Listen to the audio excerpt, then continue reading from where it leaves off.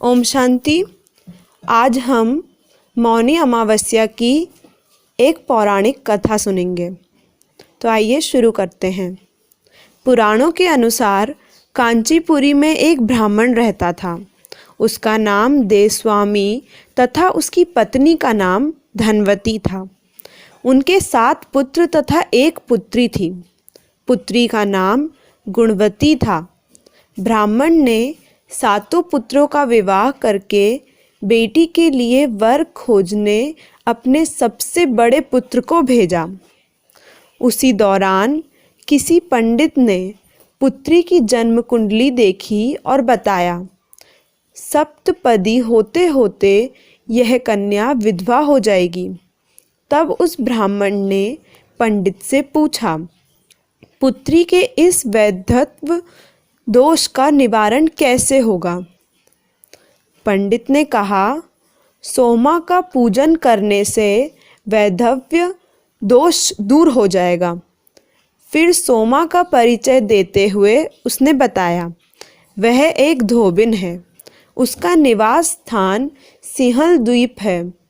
उसे जैसे तैसे प्रसन्न करो और गुणवती के विवाह से पूर्व उसे यहाँ बुला लो। तब देवस्वामी का सबसे छोटा लड़का बहन को अपने साथ लेकर सिंहल द्वीप जाने के लिए सागर तट पर चला गया। सागर पार करने की चिंता में दोनों एक वृक्ष की छाया में बैठ गए। उस पेड़ पर एक घोंसले में गिद्ध का परिवार रहता था। उस समय घोंसले में सिर्फ गिद्ध के बच्चे थे। गिद्ध के बच्चे भाई बहन के क्रियाकलापों को देख रहे थे। सायंकाल के समय उन बच्चों ने गिद्ध के बच्चों की माँ आई तो उन्होंने भोजन नहीं किया। वह अपनी माँ से बोले, नीचे 2 प्राणी सुबह से भूखे प्यासे बैठे हैं। जब तक वे कुछ नहीं खा लेते तब तक हम भी कुछ नहीं खाएंगे।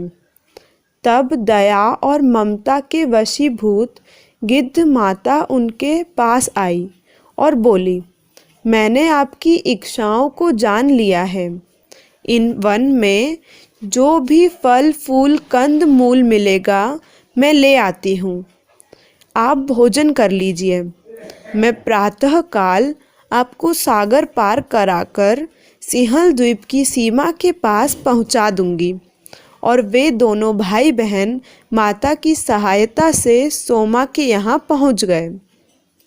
वे नित्य प्रातः उठकर सोमा का घर झाड़ कर लीप लेते थे। एक दिन सोमा ने अपनी बहुओं से पूछा, हमारे घर कौन बुहारता है, कौन लीपता पोतता है? सबने कहा, हमारे सिवाय और कौन बाहर से इस काम को करने आएगा? किंतु सोमा की उन बातों पर विश्वास नहीं हुआ। एक दिन उसने रहस्य जानना चाहा। वह सारी रात जागी और सब कुछ प्रत्यक्ष देखकर जान गई। सोमा का उन भाई बहनों से वार्तालाप हुआ। भाई ने सोमा को बहन संबंधी सारी बात बता दी। सोमा ने उनकी श्रम साधना तथा सेवा से प्रसन्न होकर उचित समय पर उनके घर पहुंचने का वचन देकर कन्या के वैधव्य दोष निवारण का आश्वासन दे दिया। मगर भाई ने उससे अपने साथ चलने का आग्रह किया। आग्रह करने पर सोमा उनके साथ चल दी। चलते समय सोमा ने बहुओं से कहा, मेरी अनुपस्थिति में यदि किसी का देहांत हो जाए तो उसके शरीर को नष्ट मत करना, मेरा इंतज़ार करना। फिर सोमा भाई बहन के साथ कांचीपुरी पहुंच गई। दूसरे दिन गुणवती के विवाह का कार्यक्रम तय हो गया। सप्तपदी होते ही उसका पति मर गया। सोमा ने तुरंत अपने संचित पुण्यों का फल गुणवती को प्रदान कर दिया। तुरंत ही उसका पति जीवित हो उठा। सोमा उन्हें आशीर्वाद देकर अपने घर चली गई। उधर गुणवती को पुण्य फल देने से सोमा के पुत्र जामाता तथा पति की मृत्यु हो गई। सोमा ने पुण्य फल संचित करने के लिए मार्ग में अश्वत्थ पीपल वृक्ष की छाया में विष्णु जी का पूजन करके 108 परिक्रमाएं की। इसके पूर्ण होने पर उसके परिवार के मृतक जन जीवित हो उठे। निष्काम भाव से सेवा का फल मधुर होता है। इस व्रत का यही लक्ष्य है। तो यह थी मौनी अमावस्या की पौराणिक कथा। अच्छा, ओम शांति।